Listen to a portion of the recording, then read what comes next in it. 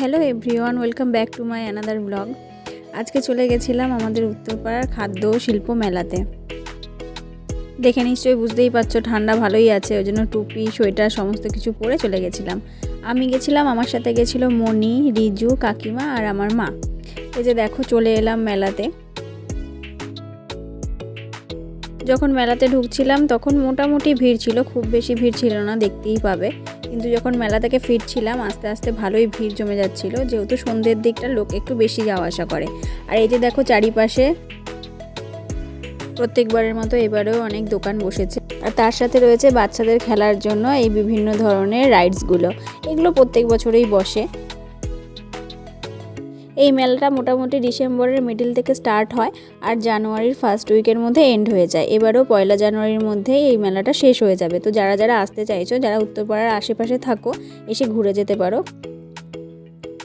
এখানে বিভিন্ন ধরনের হ্যান্ডমেড জুয়েলারি প্লাস হ্যান্ডমেড বিভিন্ন ধরনের কাপড় বস্ত্র যেগুলো হয়, তাছাড়াও বিভিন্ন ধরনের খাবার জিনিসও পাওয়া যায়। হ্যাঁ, এত ঠান্ডার মধ্যে তোর গরম লাগছে?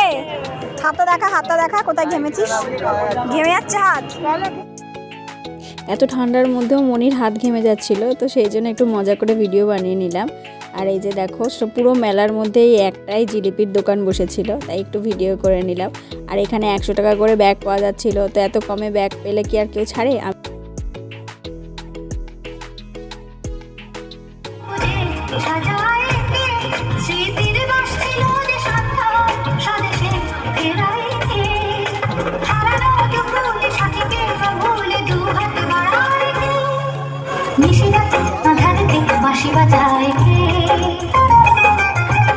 তো যেটা বলছিলাম, আমিও ব্যাগ নিয়ে নিয়েছিলাম, আমার জন্য একটা, মায়ের জন্য একটা আর কাকিমার জন্য একটা। তো ব্যাগ নেওয়ার পরে অনুষ্ঠান হচ্ছিল, তো সেখানে কিছু নাচ দেখে তারপরে মারা চলে গেল ফুচকা খেতে। আমি যেহেতু ফুচকা খুব একটা ভালোবাসি না, তাই জন্য আমি খাইনি, দাঁড়িয়ে দাঁড়িয়ে ভিডিও করেছি।